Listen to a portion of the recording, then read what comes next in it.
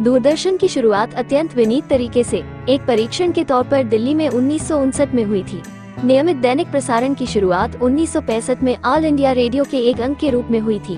1972 में सेवा मुंबई, तत्कालीन बम्बई व अमृतसर तक विस्तारित की गई। 1975 तक ये सुविधा 7 शहरों में शुरू हो गई थी। दूरदर्शन का पहला प्रसारण 15 सितंबर 1959 को प्रयोगात्मक आधार पर आधे घंटे के लिए शैक्षिकी और विकास कार्यक्रमों के रूप में शुरू किया गया। उस समय दूरदर्शन का प्रसारण सप्ताह में सिर्फ 3 दिन आधा घंटे होता था। तब इसको टेलीविजन इंडिया नाम दिया गया था। बाद में 1975 में इसका हिंदी नामकरण दूरदर्शन नाम से किया गया।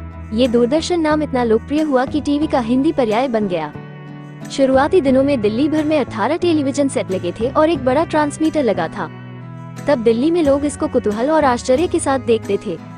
इसके बाद दूरदर्शन ने धीरे धीरे अपने पैर पसारे और दिल्ली में 1965, मुंबई में 1972, कोलकाता में 1975, चेन्नई में 1975 में इसके प्रसारण की शुरुआत हुई। शुरुआत में तो दूरदर्शन यानी टीवी दिल्ली और आसपास के कुछ क्षेत्रों में ही देखा जाता था। दूरदर्शन को देश भर के शहरों में पहुंचाने की शुरुआत 80 के दशक में हुई और इसकी वजह थी 1982 में दिल्ली में आयोजित किए जाने वाले एशियाई खेल थे। एशियाई खेलों के दिल्ली में होने का एक लाभ ये भी मिला कि श्वेत और श्याम दिखने वाला दूरदर्शन रंगीन हो गया था। फिर दूरदर्शन पर शुरू हुआ पारिवारिक कार्यक्रम हम लोग, जिसने लोकप्रियता के तमाम रिकॉर्ड तोड़ दिए। 1984 में देश के गांव-गांव में दूरदर्शन पहुंचाने के लिए देश में लगभग हर दिन एक ट्रांसमीटर लगाया गया।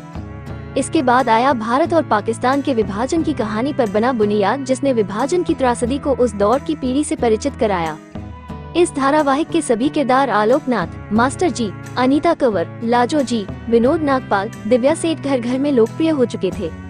फिर तो एक के बाद एक बेहतरीन और शानदार धारावाहिकों ने दूरदर्शन को घर घर में पहचान दे दी। दूरदर्शन पर 1980 के दशक में प्रसारित होने वाले मालगुडी डेज, ये जो है जिंदगी, रजनी, ही मैन, वाह जनाब, तमस, बुधवार और शुक्रवार को 8 बजे दिखाया जाने वाला फिल्मी गानों पर आधारित चित्रहार, भारत एक खोज, व्योमकेश बख्शी, विक्रम बेताल, टर्निंग पॉइंट, अलिफ लैला, शाहरुख खान की फौजी, रामायण, महाभारत, देख भाई देख ने देश भर में अपना एक खास दर्शक वर्ग ही नहीं तैयार कर लिया था, बल्कि गैर हिंदी भाषी राज्यों में भी इन धारावाहिकों को जबरदस्त लोकप्रियता मिली। रामायण और महाभारत जैसे धार्मिक धारावाहिकों ने तो सफलता के तमाम कीर्तिमान ध्वस्त कर दिए थे।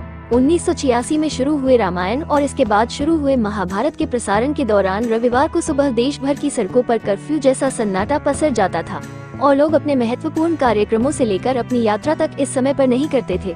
रामायण की लोकप्रियता का आलम तो ये था कि लोग अपने घरों को साफ सुथरा करके अगरबत्ती और दीपक जलाकर रामायण का इंतजार करते थे और एपिसोड के खत्म होने पर बकायदा प्रसाद बांटी जाती थी।